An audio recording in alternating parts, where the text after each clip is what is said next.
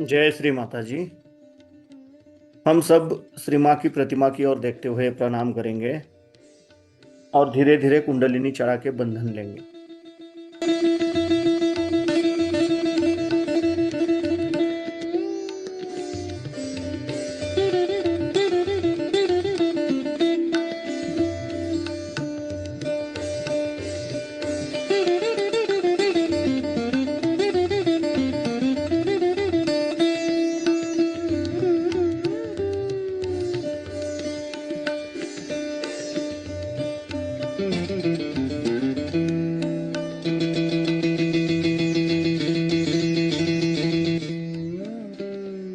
परम पूज्य श्री माता जी, आप ही साक्षात श्री आदिशक्ति हो।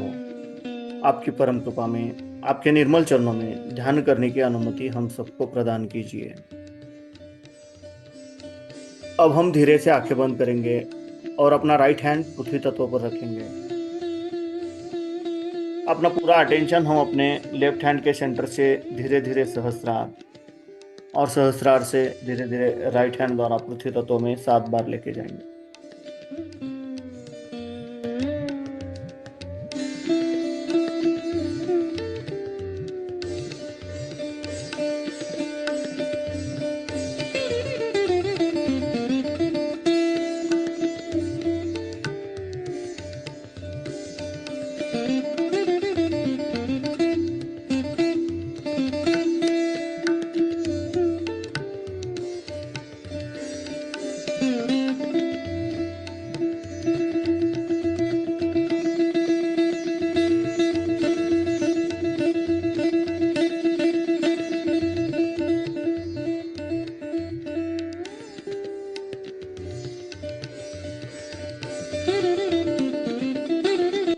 श्री महाकाली साक्षात।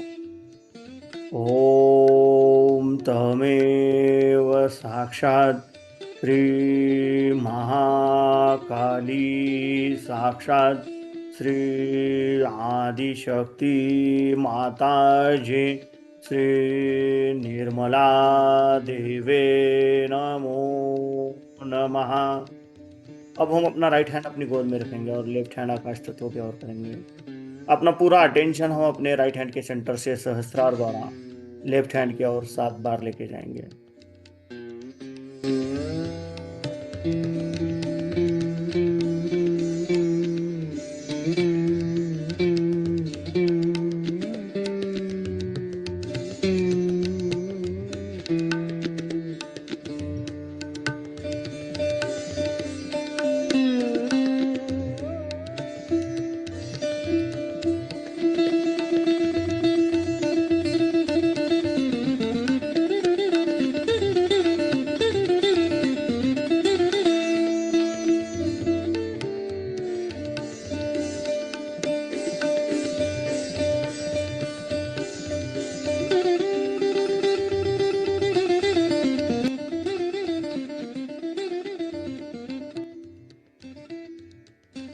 श्री हनुमान जी साक्षात। ओम तमेव साक्षात श्री हनुमान जी साक्षात श्री आदिशक्ति माता जी श्री निर्मला देवे नमो नमः। अब हम अपने दोनों हाथ अपनी गोद में रखेंगे। अपना पूरा चित्त हम अपने मध्य मूलाधार चक्र पर क्लॉकवाइज 7 बार रोटेट करेंगे।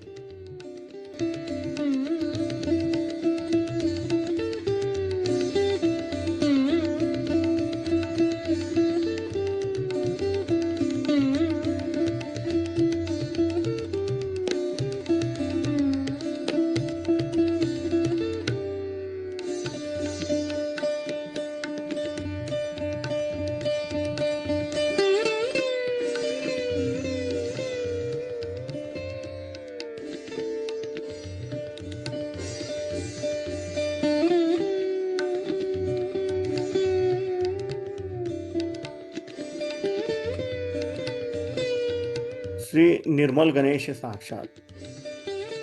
ओम तमेव साक्षात श्री निर्मल गणेश साक्षात श्री आदिशक्ति माता जी श्री निर्मला देवे नमो नमः। अब हम अपना राइट हैंड अपने लेफ्ट स्वादिष्ठान चक्र पर रखेंगे। परम पूज्य श्री माता जी, आपकी परम कृपा में कृपया हमें शुद्ध एवं निर्मल विद्या प्रदान कीजिए। परम पूज्य श्री माता जी, आपकी परम कृपा में कृपया हमें शुद्ध और निर्मल विद्या दीजिए।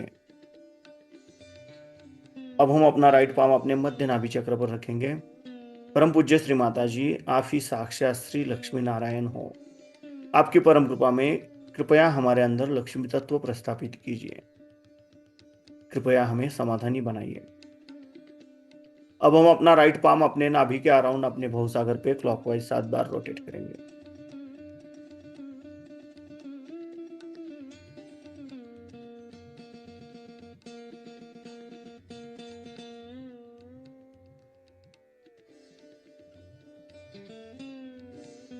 परम पूज्य श्री माता जी, आप ही साक्षात श्री आदिगुरु दत्तात्रेय हो।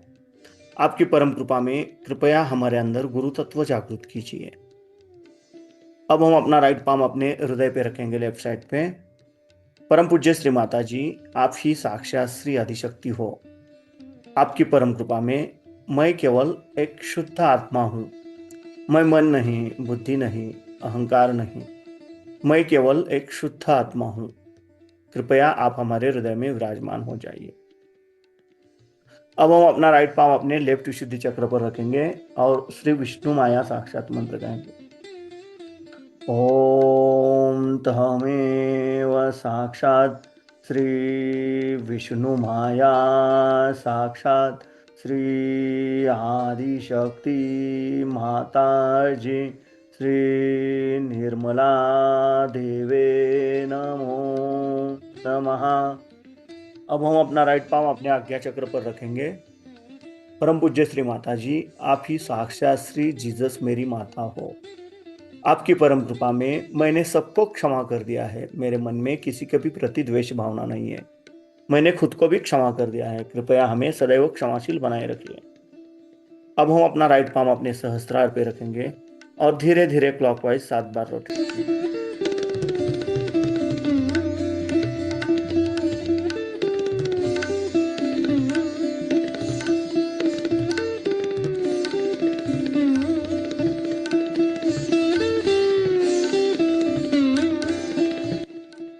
परम पूज्य श्री माता जी, आप ही साक्षात श्री सहस्रार स्वामिनी हो।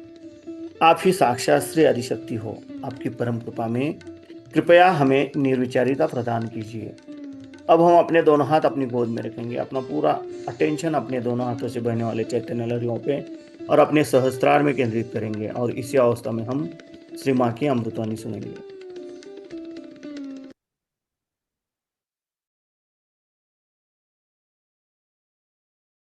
कि हमारी नैतिकता जो है, कम से कम हमारी नैतिकता ठीक होनी चाहिए। अब दूसरी जो चीज हिंदुस्तानियों में है, खास करके जो प्रदेश में छूटी है, उनका नैतिकता का बल कम है, लेकिन भौतिकता का बल वहाँ जबरदस्त है, क्योंकि उनको भौतिक चीजों में कोई दिलचस्पी नहीं, भौतिक चीज उनको कोई मनोरंजक नहीं लगती। पर हिंदुस्तानियों की तो आके हर एक दुकान में जब तक उसका सब एडवर्टीजमेंट पढ़ के वो न हो जाए तब तक उनको चैन नहीं आता। हर पीछे मुड़ मुड़ के पढ़ेंगे हर एडवर्टीजमेंट, यहाँ क्या मिलता है, वहाँ क्या मिलता है, यहाँ क्या खरीदना, वहाँ क्या। और जब प्रदेश में भी ये जाते हैं तो बाजारी की धुन में बहुत शर्म आती। और जब यहाँ के भी प्रदेश में जाते हैं जो शादी वाले, तो इस कदर भौतिक लोग होते तो समझ में नहीं आता कि उनकी भौतिकता क्या है। गणपतिपुरे में भी ऐसा दिखाई देता है कि लोग यानी ये कि भाई साहब हमें एक चीज मिली है लेकिन अभी तक हमें ये चीज नहीं मिली तो ये भी दे दीजिए। कितना अच्छा सब टाइम की ठोकर पे होना चाहिए। तब आपने कहीं अपनी आंख उस निराकार की ओर उठाई कि जहां सारी भौतिकता ठोकर पे। जब तक ये शान आपके अंदर नहीं आएगी तो आप कहाँ के सहयोगी हो सकते हैं। तुकाराम को देखिए, ठीक है आप जिस पोजीशन में है उसके तरह से रहिए। जैसे राजा जनक थे, राजा थे तो राजा बन के रहते थे, पर सब खोपड़ों पे चीजें रखते। और जब तक आपके अंदर ये भौतिकता बंधी हुई है तो आपका पहला ही जो चरण है वो मंदिर में ही नहीं आ सकता। श्री गणेश ठीक है माँ है, वो देना चाहती है, क्योंकि इसी तरह से तो मैं जता सकती हूँ कि आपको प्यार करती हूँ, लेकिन इसका मतलब नहीं कि मेरे लिए वो बहुत बड़ी चीज है। बहुत बार शब्दों से नहीं कहा जा सकता। मेरे कटाक्ष को आप समझ नहीं पाते, तब हो सकता है चीजों से ही मैं जाहिर करना चाहती हूँ कि मैं आपके साथ हूँ और आप मेरे साथ हैं, आप मेरे बच्चे हैं। लेकिन इसका मतलब नहीं कि आप पागलों जैसे भौतिकता पे लूटे रहे। और कभी कभी तो इतना कमाल होता है कि किसी को कोई चीज दे भी दो तो कहते साहब ये तो चीज मैं पहनती नहीं हूँ, मुझे ये चीज नहीं चाहिए, मुझे दूसरी चीज वैसी मैं पहनती। धन्य। अरे भाई, शबरी के जिन्होंने झूठी बेर खाए, विदुर के घर जिन्होंने जाके साग खाया, ऐसे सब महान हमारे साथ लोग हैं और आपके सामने भी हैं, आपसे कोई छिपे नहीं। तो फिर इस तरह की बातें करना, ओछापन, छोटी चीज, अगर माने छोटी सी भी चीज दे दी तो वो बहुत ऊंची समझ के सर पे रखना, ये तक अगर आपको नहीं आता है तो आपकी सारी फैशन और आपके सब बेकार।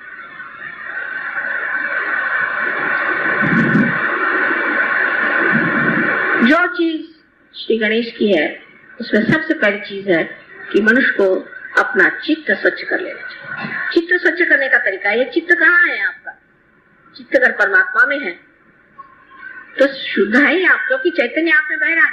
पर चित्त आपका इधर उधर है तो उस चित्त का फायदा, जब तक आपका चित्त शुद्ध नहीं होगा तब तक आप ज्ञान को प्राप्त ही नहीं कर सकते, क्योंकि चित्त में ही आपका सारा चैतन्य बह रहा है। चित्त से ही आप जानते हैं। जिसका शुद्ध चित्त होता है सिर्फ विचार मात्र से कार्य हो सकता है, ध्यान देने से ही कार्य हो सकता है, और कभी कभी उसकी भी जरूरत है। जिस शक्ति को आप प्राप्त करना चाहते हैं, जिससे कि आपकी अंतिम जो कुछ भी, जिसे आप ध्येय कहिए या अपना लक्ष्य है जिसे आप प्राप्त करना चाहते हैं, वो है ये चैतन्य जिसको आप अंदर बसाना चाहते हैं, जिसके अंदर ये शक्ति है कि जिस शक्ति के कारण आप अनेक कार्य कर सकते हैं। उसको छोड़ करके आप क्या ये बेकार चीजों के पीछे पड़े।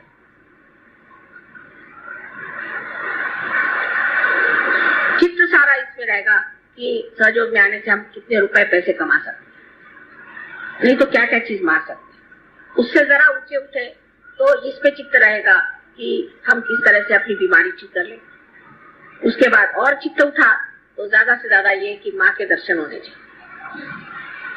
अब हर जगह से, कभी औरंगाबाद से तो कभी आपके संगमनेर से तो कहीं से लोग बस आ जाते, दिल्ली से, कलकत्ते से जब गए, हम जान करके मुद्दा मराठी में शब्द है, इसका कोई और वो नहीं है, पर्याय नहीं, मुद्दा जान करके हम आए। क्यों आए भाई? मेरे पास टाइम नहीं है, मुद्दा बुना कि सबसे लड़ाई करने का, माँ के दर्शन, हम दर्शन करें। दर्शन तो तुम्हारे हृदय में ही हो सकते हैं। अरे तुमको इतनी शक्ति दे दी, उसके ही दर्शन करो, वो बहुत है। हम तो शक्ति ही है ना, हमें निराकार में तुमने प्राप्त नहीं किया है, इसलिए दर्शन चाहिए। कि बैठ करके घंटों इधर की बात उधर की बात समय बर्बाद करना, क्या जरूरत? शक्ति स्वरूप होने में आप स्वयं शक्ति हो सकते, लेकिन ये रुकावटें कब जाएंगी और कब हम समझेंगे कि हम स्वयं वो शक्ति स्वरूप हो सकते हैं और हमारे अंदर इतनी शक्तियां हैं, उसके अंदर हमें निर्माण होना चाहिए, जिसके कारण कुछ भी न करते हुए सारा काम हो जाए। लेकिन ये विचार दिमाग में नहीं आते आसानी से। अज्ञान ही नहीं है, सिर्फ अज्ञान हो तो मैं कहूँ ठीक है, सिर्फ अज्ञान ही, अज्ञान ही नहीं है, लालच जो जकड़े हुए हमें, और दूसरी ममता, माया, ये मेरा लड़का, ये मेरा बेटा, ये मेरी बेटी। और जिस वक्त आप इसे सोचते हैं तब ये सोचना चाहिए कि हम माँ के भी तो बेटे हैं, उनकी भी तो बेटी हैं, और उनके ही हम आप बेटे हैं। सजोक्या में आने के बाद आपका जीवन बदल गया, आप दूसरे खानदान में चले गए, आपका घर बदल गया, आपका गोत्र बदल गया, आपकी जाति बदल गई, आपका धर्म बदल गया, आप पूरी तरह से बदल करके एक नए हो गए, नए मानव हो गए हैं। वो क्यों? क्योंकि आपकी माँ जो है उसने आपको जागृति दी, तो आप सब पूरी तरह से बदल गए। जैसे एक गणेश जी को बनाने से हमारे हजारों काम, करोड़ों काम हो जाते हैं, क्योंकि उनके अंदर पूर्णतया माँ पे ही श्रद्धा, माँ के ही लिए सब पूर्णतया शरणागत होने की स्थिति है। तो जब तक वो शुद्धता हमारे हृदय में नहीं आएगी, जब तक हमारे मन में हम उस शुद्धता को प्राप्त नहीं करेंगे, तब तक वो शरणागति आएगी नहीं। ये तो ऐसा ही है कि जब तक आप गंगा पर नहीं जाएंगे और उसमें गगरी नहीं डुबाएंगे और गगरी के अंदर अगर जगह नहीं होगी तो उसमें पानी कैसे आएगा? ये सीधा ही था। तो जरूरी है कि हम अपने चित्त को शुद्ध करें और चित्त को शुद्ध करके वो शुद्ध चित्त ही हम अपने माँ को दे सकते हैं। अशुद्ध चीज से तो हमें तकलीफ ही होती रहती है।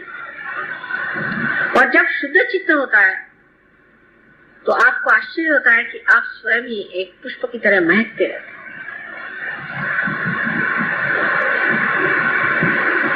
और आपको देख करके मैं भी बहुत प्रसन्न हो जाती हूँ कि हाँ, क्या मेरा बेटा खड़ा हुआ है, क्या मेरी बेटी खड़ी है।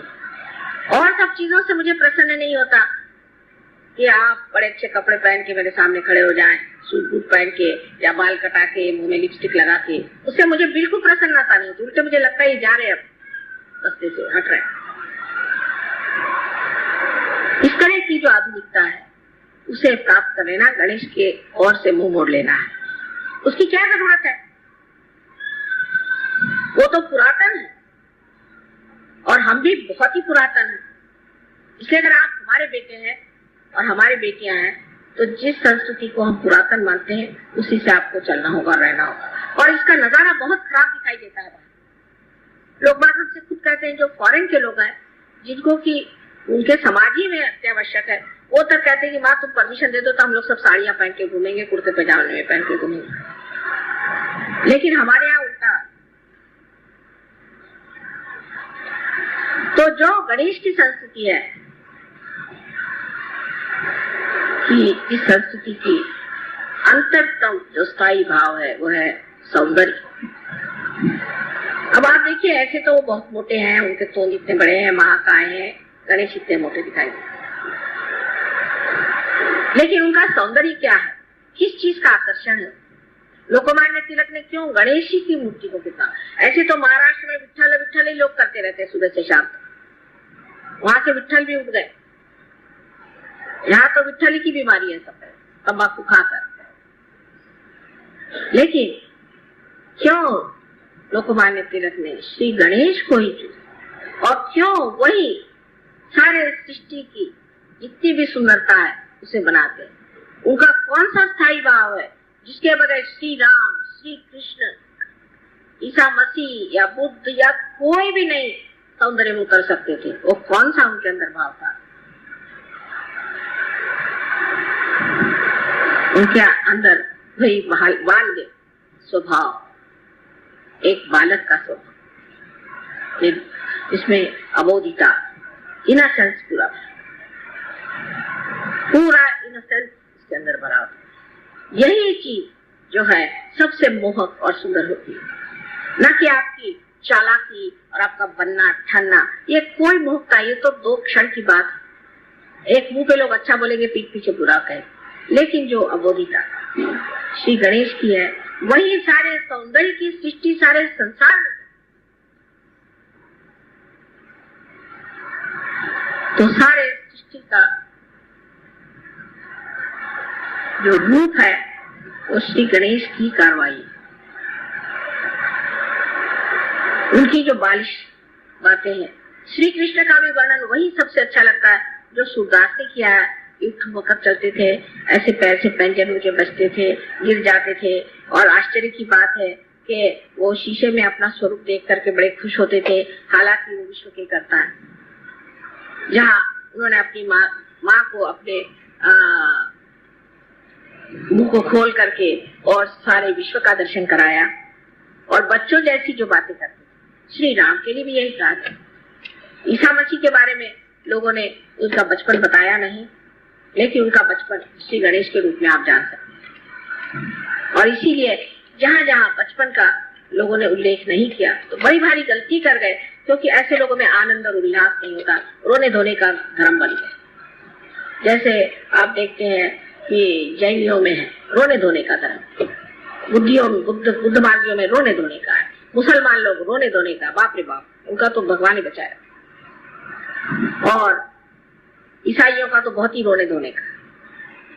ईसा मसीह ने सबके लिए अपने को क्रूस पे टांग लिया और सबके पापों की क्षमा मांग ली एक बार, अब आपको आश्चर्य होगा, ऐसी ऐसी जगह है जहाँ ईसा मसीह को तो टांग नहीं सकते तो खुद ही टांग लेते हैं और बड़े प्रोसेशन के साथ वो टंगा हुआ आदमी सब दूर घुमाएगा। बताइए, इस तरह के तमाशे करने से क्या आप ईसा मसीह को प्राप्त कर सकते हैं? सो जो आनंद है, उस आनंद के प्राप्त करने के लिए सर्वप्रथम आपको गणेश जी जैसे होना चाहिए। उसकी ओर कौन ध्यान देता है?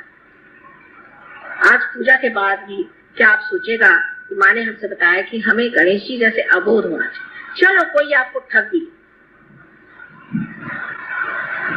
हमें भी बहुत लोग कहते हैं कि माँ बहुत सीधी हैं, आप बहुत बोली हैं, आपको लोग ठग लेते। मुझे ठगने वाला अभी तक पैदा नहीं हुआ, लेकिन मैं अपनी माया में उनको जरूर दिखाती हूँ कि तुम थोड़ी देर मुझे ठगो, इससे मैं जानू तो कि तुम कैसे ठग हो। नहीं तो मैं जानूंगी कैसे कि ठगी क्या होती है, क्योंकि मुझे तो मालूम ही नहीं ठगी चीज क्या होती है। जब ये मुझे ठगते हैं तब मुझे पता रहता है कि ये ठग है और ये ठगी होती है। फिर उधर चित्त देने से वो ठग भी खत्म हो जाता है और ठगी भी खत्म।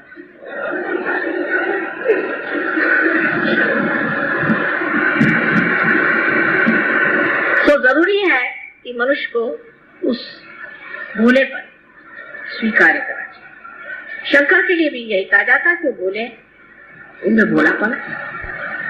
कौन सी ऐसी देवता है जिसमें भोलापन नहीं? देवी के लिए कहते हैं कि जिस वक्त उनको बहुत क्रोध आया और उन्हें सारी सृष्टि का संहार करने का विचार कर दिया, बिल्कुल तंग है, तब सब लोग ने हाहाकार मच गया कि जब माँ ही बिगड़ गई तो अब क्या होगा हमारा।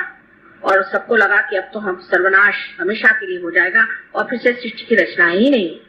उस वक्त शंकर जी को एक बात सूझी कि उन्हीं के बच्चे को उनके पैर के नीचे में डाल दिया पहले कि तोड़ना है तो इसी बच्चे को तोड़ो। इतनी बड़ी जीव उनकी निकल आई, बाप रे, मैं अपने बच्चे को ही मिटा रही। ये बच्चों की तरफ से जो हमारे लिए एक तरह से प्यार, आह्लाद, एकता और जो जिसे हम कहते हैं एकाग्रता, समग्रता, ये प्राप्त।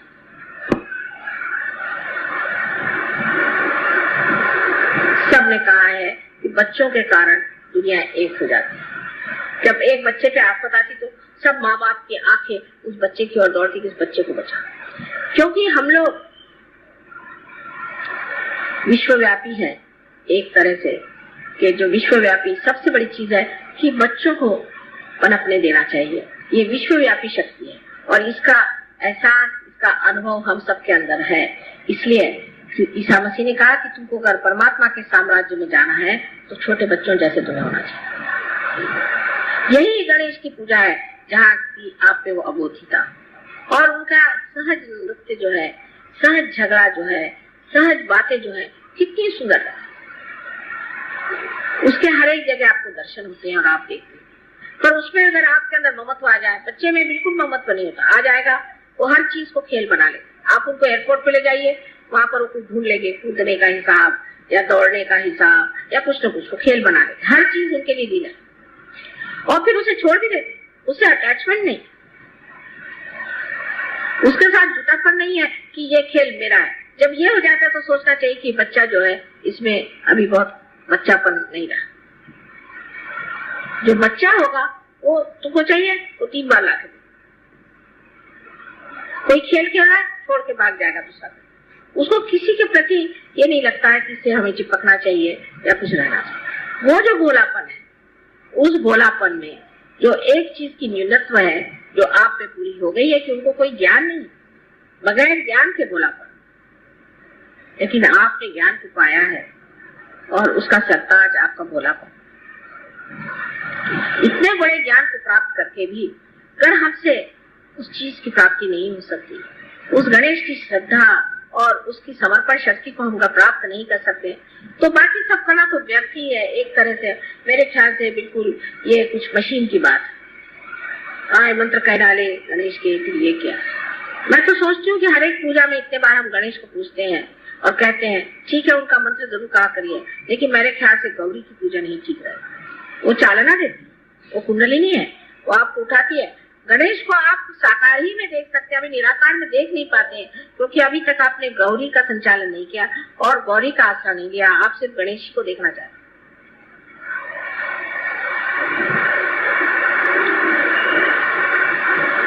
आज गौरी का ही दिन है। ऐसा कुछ इत्तेफाक है कि सहयोग में हमेशा सहूलियत से पूजा होती है, ये नहीं मुहूर्त पे नहीं होती, कुछ भी हो सहूलियत होनी चाहिए। अभी संडे का रोज होना चाहिए, नहीं तो सबको ये नहीं। और संडे के रोज में भी वो टाइम होना चाहिए जब सिनेमा नहीं। बड़े